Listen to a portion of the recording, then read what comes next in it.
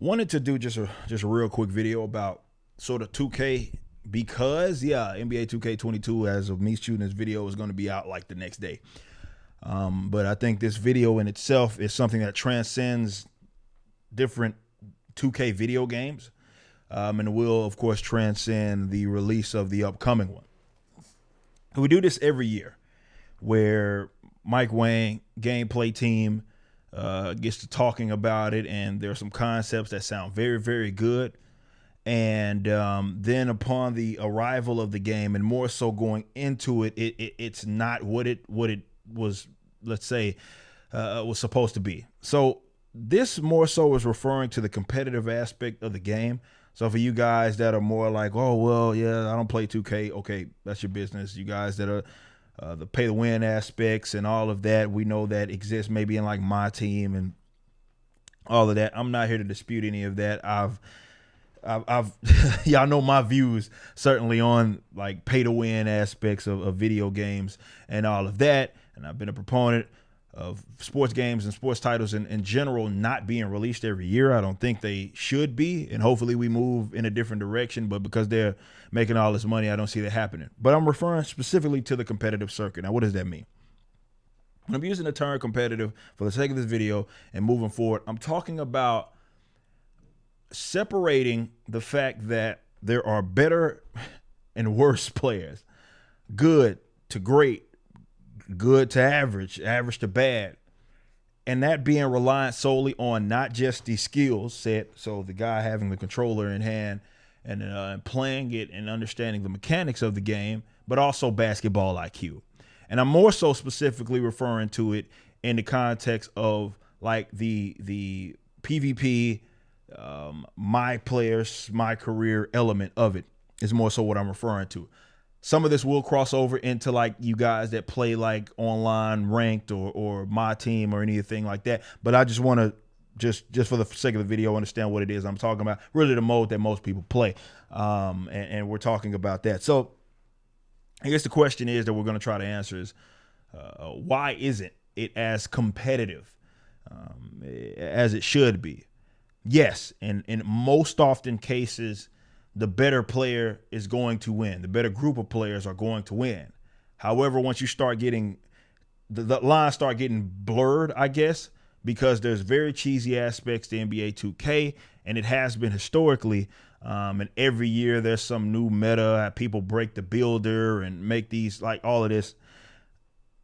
Why they can't get it right is a couple of different reasons, maybe even a few. But let's start first with the fact that it's trying to cater to way entirely too many different demographics. So the whole appeal of my career is this idea, or my player, and you create this player, is that it's supposed to be unique. It's basketball, right? Every player should be able to play differently, though they kind of forced into these metas. But that's how it should be. It's almost an RPG element of that, where not everybody should be able to do everything. It differs per position and all of those sorts of aspects. So it's a mind game right there, and a skill really element to how you build that player as it should be. But because you're forcing these guys into different sort of modes, they can't get it right. They just simply can't. As an example, the person that exclusively plays my career is going to have a different experience from the person that almost exclusively plays Park. Same thing can go when you talk about exclusively playing Park versus exclusively playing like guys like myself, which exclusively play, let's say, Pro-Am as well as the Jordan Rec. So which is supposed to have different sliders from the Park.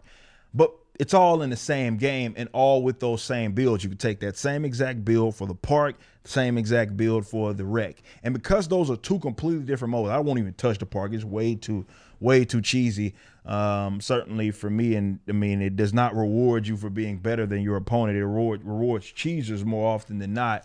And I'm not for that. But remember, these all are the same players, and a lot of the complaints that come from the community are coming from these people who are playing different aspects of the game. And NBA 2K, or rather Take-Two or whoever, they have not been able to do a great job of trying to satisfy the desires, or rather the needs, of every single demographic that is looking at this game from three entirely different perspectives.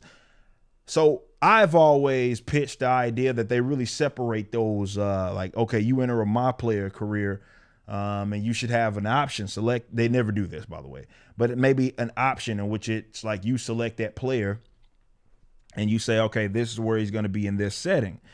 And maybe even the builder changes based upon that. That way you kind of separate those and you can manage those who are having those different problems. But when you're playing completely different modes and you have the same exact character, people are, hey, I don't like this part of the game. And then 2K patches it and then it's going to crap because they're looking at it from the perspective of maybe these park players are griping about this, whereas to maybe it wasn't as prominent of an issue for those of them that were playing the, let's say, Pro-Am or Jordan Rec. So that's one aspect of it. So to piggyback off of that, I guess this is 2 or rather 1A, it's the community. You know what I mean? Like, look, playing a lot of different games, I would say by far, and it's not even close, NBA 2K has the worst community. When it comes to IQ, I'm going to be honest with you.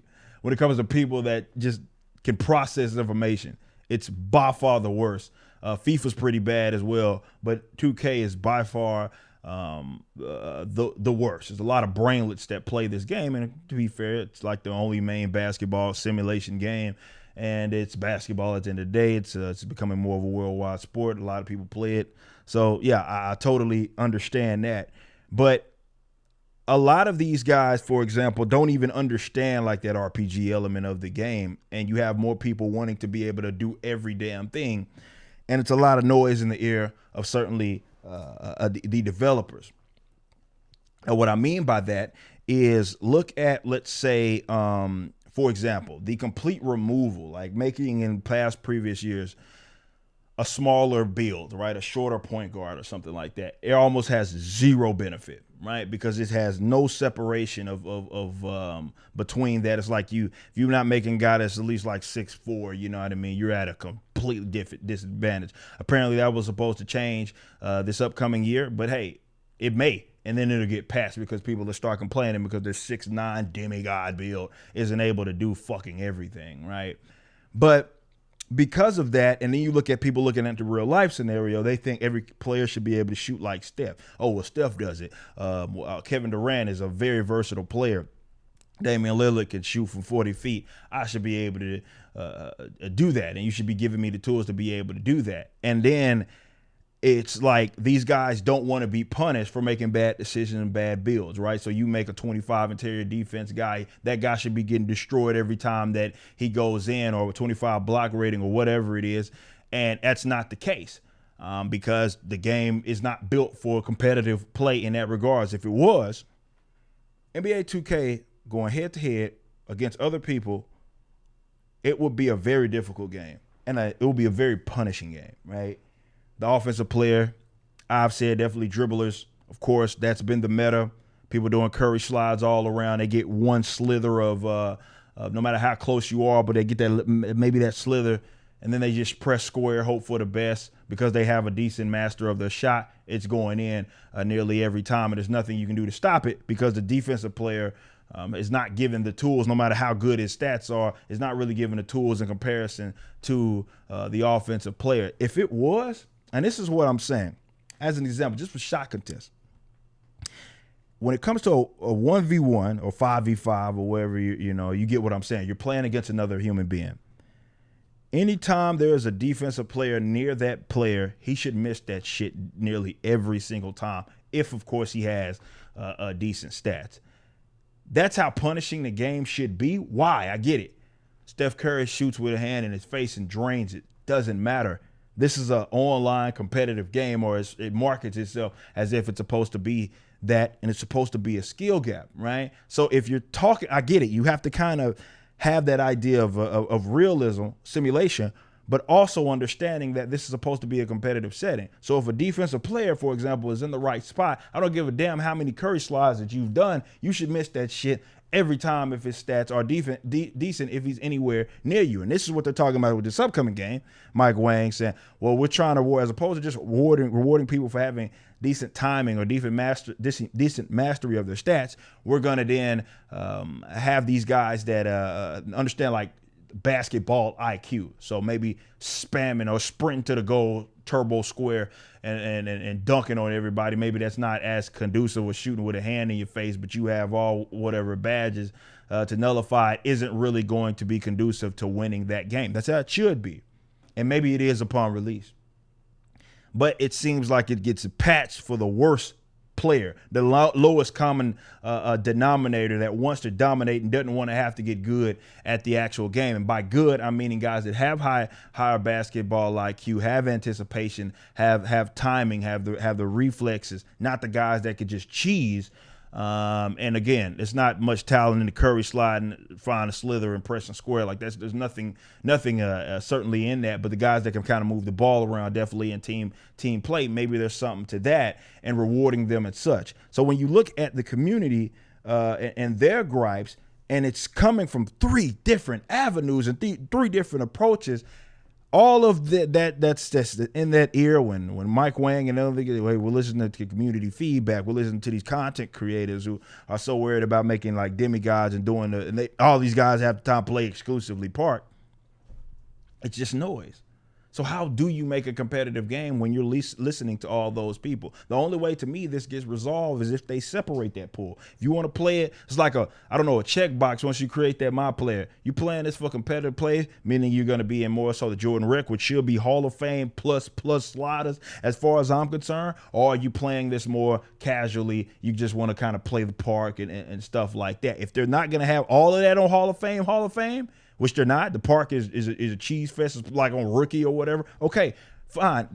Separate them in terms of the servers that they're going to be landing in, as well as adjusting the builder maybe for those guys who are playing in those settings. And maybe if those my player or strict my career guys who don't even get online, yeah, give them their little 99 everything. If that's something they want to do, that player will never be online. You know, that would be more conducive for the competitive nature of the game, because in my opinion, considering the foundation that the game has, it should be one of the most competitive sports titles. I guess technically it is, but just really games in general that should, because you have that aspect of just the play in itself, but also the basketball IQ aspect. But in order to reward that, you'd have to be very, very punishing. A lot of these youngsters, a lot of these guys are not going to be good enough, and those are going to be the guys griping that, well, I'm shooting at people's face and I'm shooting 4 for 25, and I don't like that. Patch the game. I have Hall of Fame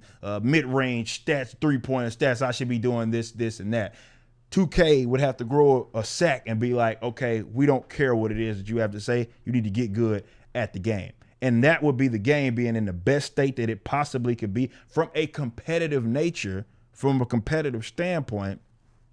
But I don't know if that's ever going to happen, because, I mean, most 2K, I'm taking shots. Most 2K creators, man, to be honest, and y'all know I'm right on this, low IQ, like content creators, low IQ, the guys you guys listen to, I mean, crackheads, top to bottom. I don't know what the fuck they don't even look at half this stuff that I'm like talking about, like the intricacies of the game and the competitive aspect of it. They don't even care about that. They just want to be presented with something where they can be half-ass out the game, understand the cheese, and then be good at it because they're rewarded for their bad behavior. So that's my position. It's just too many people speaking into what the game should be, obviously me being one of them, but everybody's coming from a different perspective. And because all of these players, it's the same exact, they may change the sliders based on where you're at, but it's the same players. And it's hard to build a competitive game in that regards. But most importantly, it would have to be punishing. So when you make a mistake, you get punished. When you play bad, when you have bad defensive IQ, you're doing all that damn cheating in the zone or whatever. People should be able to punish you certainly for it. Same on the offensive end, because offensive IQ should matter, because it's a basketball game at the end of the day. That will require a lot of punishment, and like half of these guys, and because they've been making these games that have awarded cheeses over the last decade, well, as soon as they changed it to something that should be more competitive, what's going to happen is going to gripe. Oh, it's too difficult. They're going to gripe. They're going to gripe. They're going to say it's too hard. So if, let's say it does come out, I'm not saying that it will be. I don't believe that it will be in a good state once it releases. But let's say it's at a competitive, decent state, Jordan Red Pro-Am, that mean it will be punishing. And I'm telling you right now, a lot of these guys are going to be griping. And unfortunately, because 2K thinks their bottom line is going to be impacted by these guys that wanted to keep them to play the game, keep them playing the game, well, that's who they're going to listen to. So that's why 2K can never be, though it should be like the most competitive game in general, it'll never be that. So let me know what you think for you guys that play this or maybe these types of games, because a lot of what I'm saying, you hear this with me talking about FIFA as well. So let me know what you think.